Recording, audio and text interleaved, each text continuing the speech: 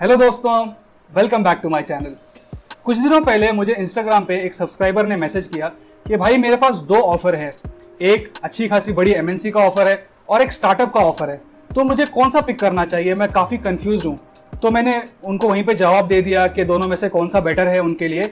पर क्योंकि अक्सर लोगों के दिमाग में ये सवाल होता है, या तो आपके पास सेम सिचुएशन हो सकती है कि दो ऑफर लेटर है, या आपको क्यूरियोसिटी है जानने के लिए। अब देखा जाए तो स्टार्टअप में काम करने का और एक एमएनसी में काम करने का तरीका बहुत अलग है। मैंने खुद स्टार्टअप में भी काम किया है और एमएनसी में भी अब काम कर रहा हूं, तो मुझे दोनों साइड का एक्सपीरियंस है और मैं अपने एक्सपीरियंस के बेस पे उन सारे पॉइंट्स को इस वीडियो में डिस्कस करूंगा जहां पे मुझे पर्सनली डिफरेंस लगा। तो अगर आप इन सब में इंटरेस्टेड हैं तो इस वीडियो को एंड तक जरूर देखिए।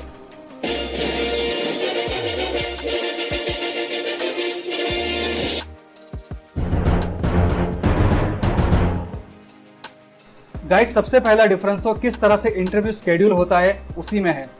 अगर आप एमएनसी में इंटरव्यू देने जाएंगे तो सबसे पहले वहां पे 60% का क्राइटेरिया होता है अक्सर केसेस में, यानी आपको 10, 12, ग्रेजुएशन, पोस्ट ग्रेजुएशन में थ्रू आउट 60% होने चाहिए।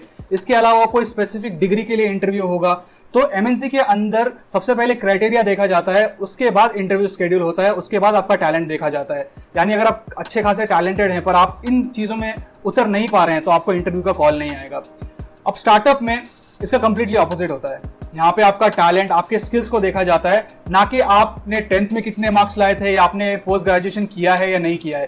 जब तक आप उस स्किल पे खरे उतरते हैं, आपके पास वो टैलेंट है, तो आपको जॉब मिलने के चांसेस ज्यादा हैं। आप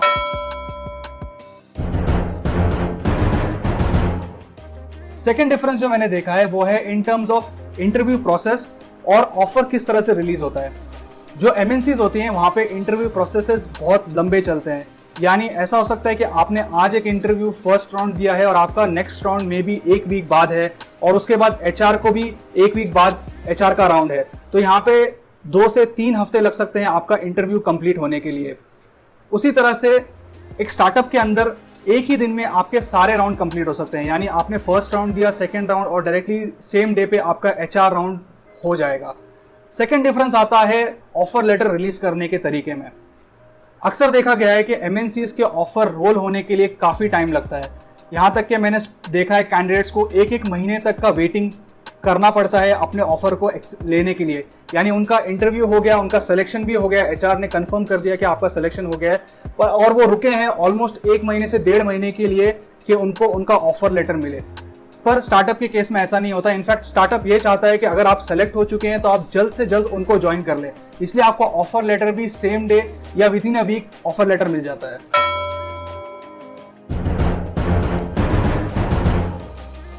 थर्ड डिफरेंस है साइनिंग एम्प्लॉयमेंट बॉन्ड। जब भी आप स्टार्टअप में जॉब करते हैं तो अक्सर स्टार्टअप आपसे एटलीस्ट 1 से 2 साल का बॉन्ड साइन करवाती है, क्योंकि वो आपकी ट्रेनिंग में इन्वेस्ट करने वाली है, आपके बेस पे वो फंड लेने वाली है क्लाइंट से। तो वो चाहती है कि क्योंकि आपके ऊपर उन्होंने इतना सारा इन्वेस्टमेंट किया है तो एटलीस्ट आप उनके साथ कम से कम 2 साल काम करें, ताकि उनका जो इन्वेस्टमेंट किया गया है, जो उनके एफर्ट्स लगाए गए हैं आपके ऊपर, वो वेस्ट ना हो। इसलिए आपको एटलीस्ट 1 से 2 साल के लिए उस कंपनी के साथ जुड़े रहना पड़ता है। भले से आपको काम पसंद ना आए, भले से आपको अंदर जाके ऐसा लगे कि नहीं यार ये काम मेरे टाइप का नहीं है, मुझे ये कंपनी छोड़नी है, पर आप छोड़ने के लिए बहुत ज़्यादा प्रॉब्लम्स को फेस करना पड़ेगा। अब इसके ऑपोजिट में ज़्यादातर एमएनसीज बॉन्ड साइन नहीं करवाती। यानी अगर आपने ज्वाइन करने के बाद आपको ऐसा लगता है कि मुझे इससे अच्छा ऑफर मिल सकता है या मुझे यहाँ का काम पसंद नहीं है, तो आप सिंपली रेजिग्नेशन देके उस कंपनी को छोड़ सकते हैं।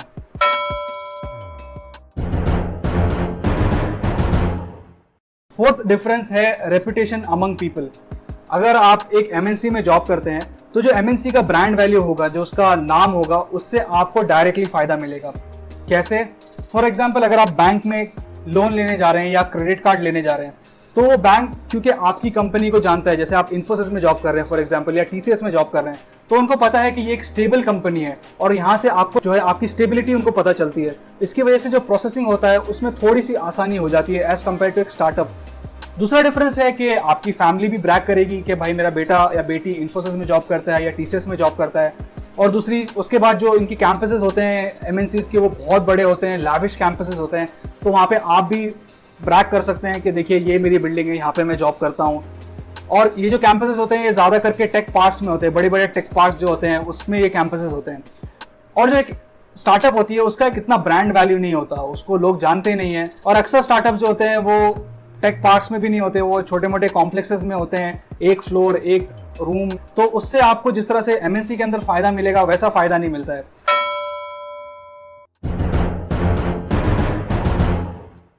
अब आते हैं फिफ्थ पॉइंट पे। सपोज करिए आपने इंटरव्यू क्रैक कर दिया, आपको ऑफर लेटर भी मिल गया और अब है आपका ऑनबोर्डिंग यानी आपका ज्वाइनिंग। तो अगर आप एक स्टार्टअप ज्वाइन कर रहे हैं तो स्टार्टअप में अक्सर ट्रेनिंग्स नहीं होती। आपको सिंपली प्रोडक्ट के बारे में ब्रीफिंग दी जाएगी, आपका डेस्क सेटअप हो जाएगा, आपका मशीन सेटअप हो जाएगा। ये सारा कुछ एक दिन में भी हो सकता है। ज्वाइन करने के बाद 1 या 2 दिन में आपका काम भी स्टार्ट हो जाएगा, आपको टास्क मिलना शुरू हो जाएंगे। पर एमएनसी में ऐसा नहीं होता। एमएनसी में होता है प्रोसेस फॉलो।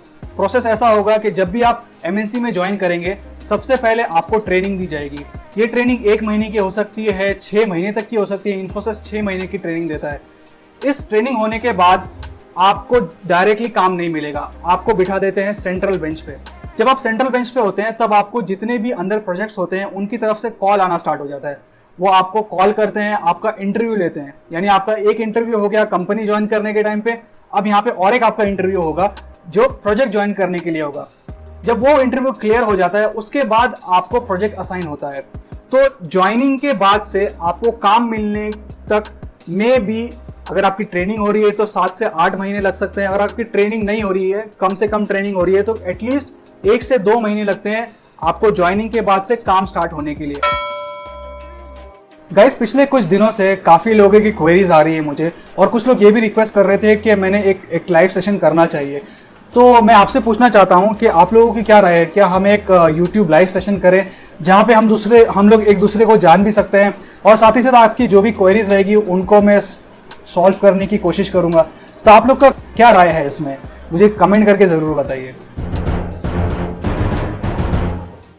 6th पॉइंट है अकाउंटेबिलिटी ऑफ वर्क।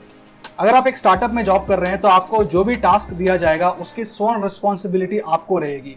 यानी उस टास्क को उस टाइम लिमिट में कंप्लीट करना, उसके अंदर जितने भी इश्यूज आएंगे वो आपको खुद रिसर्च करके सॉल्व करने पड़ेंगे। इसके साथ साथ अगर काम के बीच में आपको छुट्टी लेनी है, अगर आप लीव लेना चाहते हैं, तो आपका काम जो है वो आपके ऊपर एक ओवरहेड होगा। यानी कोई और बंदा आपका बैकअप नहीं होगा जो आपके गैर मौजूदगी में वो काम करे। एक स्टार्टअप के अंदर लोग कम होते हैं, सबके पास अपने अपने काम डिवाइडेड होते हैं, तो उसको खत्म करने की रिस्पॉन्सिबिलिटी आपके ऊपर होती है। पर एक एमएनसी के अंदर एज अ फ्रेशर आपके ऊपर इतने एक्सपेक्टेशन नहीं होते, आपके ऊपर इतनी रिस्पॉन्सिबिलिटी नहीं होती, आपके ऊपर इतनी लाइबिलिटी भी नहीं होती। आप एक बड़ी टीम का छोटा सा हिस्सा होते हैं, इसलिए आपके साथ बहुत सारे लोग होते हैं जो आपको गाइड करते हैं, जो आपके काम को एज अ बैकअप करने के लिए भी रेडी होते हैं।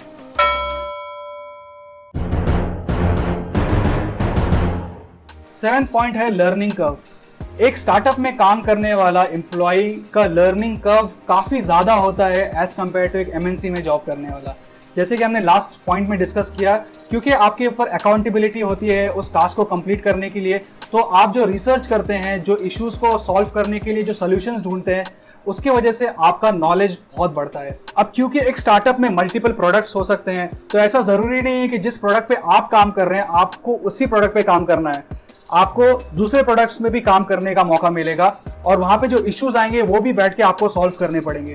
तो इन सारी चीजों में जो सीखने का जो कर्व होता है अलग अलग टेक्नोलॉजीज पर या अलग अलग इश्यूज पर, वो बहुत ज्यादा होता है। अब एमएनसी की बात करें तो क्योंकि एमएनसी में आप एक बहुत बड़ी टीम का एक छोटा सा हिस्सा है, इसलिए आपको काम भी बहुत ही लिमिटेड मिलता है। हो सकता है कि आपको रिपीटेटिवली एक ही काम बार बार करना पड़े और आपको कुछ नया सीखने का मौका भी ना मिले, और साथ ही में दूसरे जो कंपोनेंट्स होते हैं उनका एक्सपोजर इतना ज़्यादा नहीं होता, क्योंकि उन सब के लिए अलग अलग लोग होते हैं जो वो काम करते हैं। तो आपकी कभी ज़रूरत पड़ती नहीं है कि आप उस टीम के साथ जाके काम करें, तो आपकी विजिबिलिटी बहुत कम होती है।